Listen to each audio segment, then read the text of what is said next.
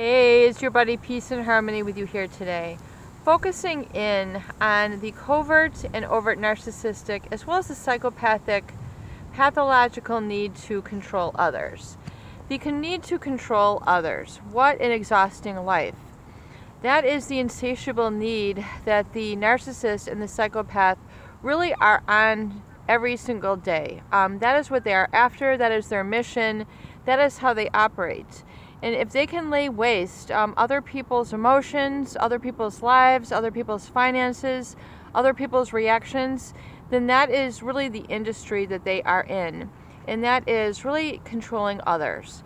And Miss Eleanor Payson, in her book, The Wizard of Oz and Other Narcissists, has a brief paragraph which illustrates this, and I'm going to read this and expand upon it. For now, we simply highlight the understanding that above all, the narcissist feels obliged to continually let people know how they should be doing things and to correct their actions at almost every turn. This behavior may only be revealed in his closest relationships, such as with his spouse and with his children.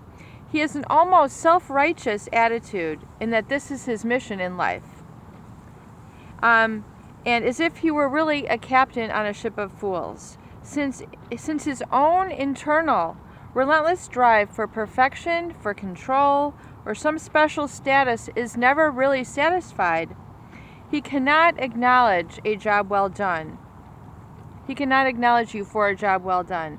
His inability to recognize your achievements is due to unconsciously but deeply felt experience of inadequacy.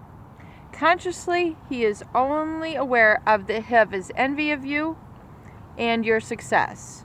And unless he can take credit himself for your achievement, he is unlikely to validate it as successful.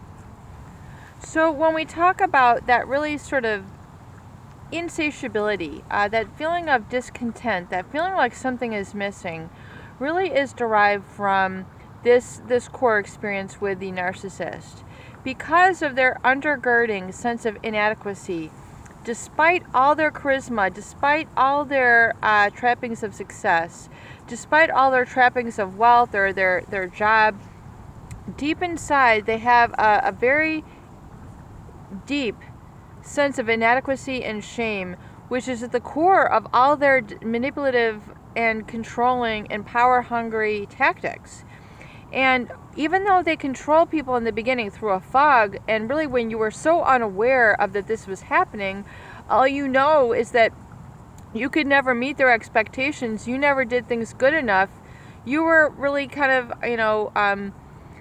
always trying to please them, and that became perpetuated even harder and harder in you, where you thought, okay, if I just try a little bit harder, or if I try a little bit more, or maybe I'll never even be able to satisfy them.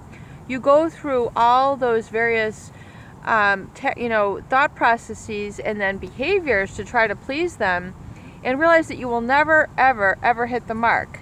And you will never hit the mark because they are so terrified of another success. It so consumes them with a pathological envy that they're prompted then into narcissistic and psychopathic rage. And that's when they will either move on from the relationship, seek other supply, go to elaborate extents to intimidate you, create a paranoia, to create a suspicion, to create a rift in the family. And it's very distressing, especially when this is your family or this is your core business associate with whom you're really inextricably related to. And, you really should have a close relationship with this person. I mean, if this is your foundation, and to have this sort of warfare really up front is very, very discouraging. It can be very confusing and very crippling.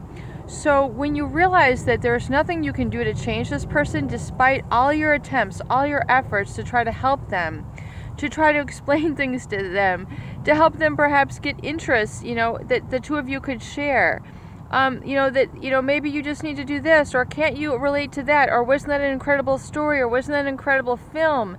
No matter what you go through, wasn't that a beautiful experience we had, no matter how much you try to create that, it's always going to be off mark because of the core insecurity that is at the foundation of that concealed mask that the narcissist will create and present to the world. And that is the mask which they are then presenting in the relationship with you. And that is why you don't feel a connection in the substance and the ability to be able to really fulfill them no matter how hard you try. So you have to let them go and being the way that they are, and really keep it in your heart to know that you have always wished them the best, always wanted the best for them, but they are on a sort of situation and cycle within their life that they cannot change, that they will continue to pursue and be the way that they are. So you have to let them go in love and light, and wishing them all the best that they can, and know that they are living their life in the fullest, in the best way that they know how. Peace and harmony with you here today. I hope these videos do help. Please share and please subscribe for more great tools, videos, discussion, and support.